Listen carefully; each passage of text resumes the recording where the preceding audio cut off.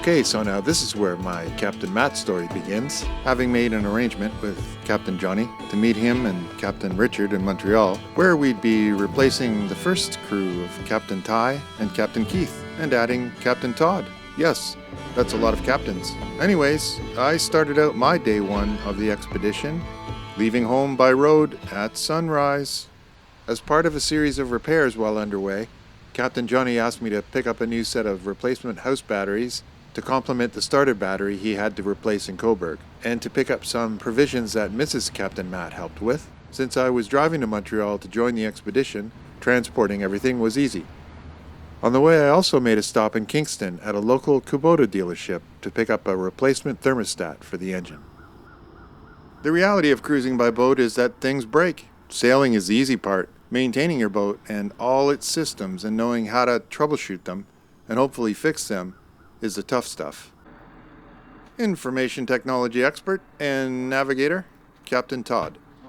I'm trying to fix the navionics to make sure it works with the Nomad system, that we can be seen and see other vessels as we navigate the seaway.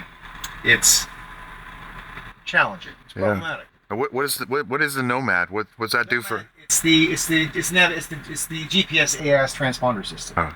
I can see us now on the navionics, as you can see there, but it's not giving us the display, the total display that we want. Right. I have Starlink disabled, and now we're going purely on Nomad, but I have to find out why it's not giving me all the detail I need. What are you working on, Johnny? Well, we're going to make some boards that are going to bolt to our stanchions to hold our extra fuel tanks so they don't wash overboard when we're in good weather. Another boat job for today, taken care of in short order by our handy Cappy, was the fabrication of a jerry can holder. The built-in fuel tank is limited to 25 gallons, so with long days of motoring ahead and the possibility of not finding dockside fuel means that we need to carry some backup fuel in multiple jerry cans. Wait, a jerry can? What the heck is a jerry can? Well, the name comes from the slang word for German soldiers, jerrys, who themselves developed it for use during the Second World War. A scene that plays out often when cruising is route planning as a crew. Today's challenge, setting up new AIS and GPS gear. In the coming days, factoring in tides, current, wind, and weather will contribute heavily to departure time calculations. It's not here. No, it's not here at all. We need it because that when it pops up, it says Nomad, and then it's got 4DE something after it. That gives you, that's this machine. That's the 4-digit code for this machine. Yeah, because that's what it says. You need this 4-digit code. Yeah. So it's not. With today's boat jobs done, we cast off and got underway to make our pre-scheduled lock time of 1,600 hours. From the Lord Reading Yacht Club, situated on the shores of Lake St. Louis in Beaconsfield, Montreal, our short 24 nautical mile passage today takes us through the South Shore Canal, which gets us safely around the Lachine Rapids, and through the Côte St. Catherine Lock, followed by the last lock in the system, the St. Lambert Lock. The Lachine Rapids lie between the island of Montreal and the South Shore and produce large standing waves that cover about 5 kilometers of the river. The original Lachine Canal was opened in 1825 to get around the rapids, and it operated for 134 years until the South Shore Canal and the seaway opened in 1959. We're leaving Beaconsfield. We're headed to Kananaquay, beginning of the canal that's going to lead us to the first of our last 2 locks. It's pretty exciting. When that's done, we'll be through the St. Lawrence Seaway.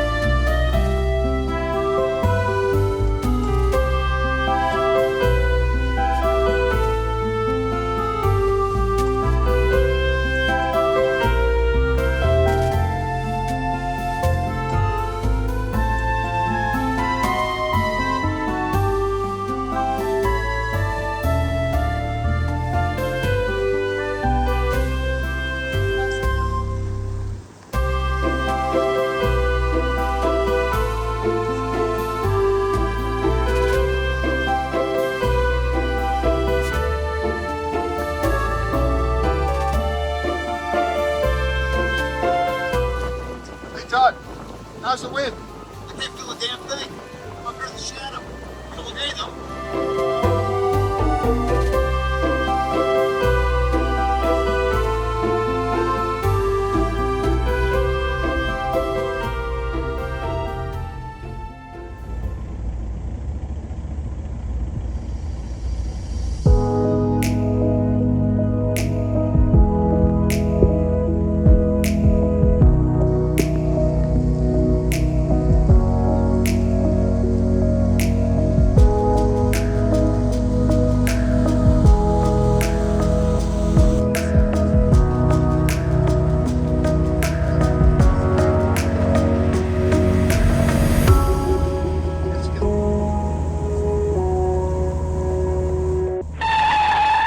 A less than ideal moment during the expedition was the temporary closure, with no known reopening time, of the seaway at Montreal when the cargo ship Heemskergraat ran aground in the South Shore Canal, and then was stuck for about 36 hours before being tugged off and secured to a seawall.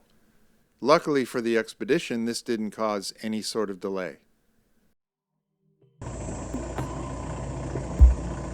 So if they're going to port, then we'll have to pull the lines off on the port side.